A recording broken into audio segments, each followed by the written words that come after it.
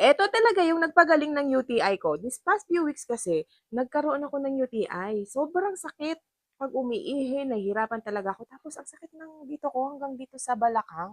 So, pinabili ko agad ng fresh buko si Marlon at saka ng yung 1.8 liter ng cranberry juice sa supermarket. Ang problema, ang daming bata dito sa bahay.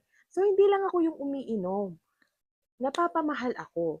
So, sabi ko sa kanya, bilhin niya ako ng ganito sa mga butika dyan, mga pharmacy dito sa amin. Kaya lang wala talaga siyang makita.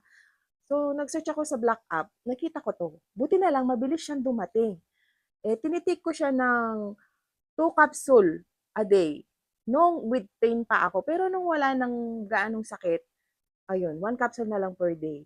So, mas makakamura ka dito kasi yung juice na 1.8 liters, kulang-kulang 400 pesos yun. Ito 300 plus lang.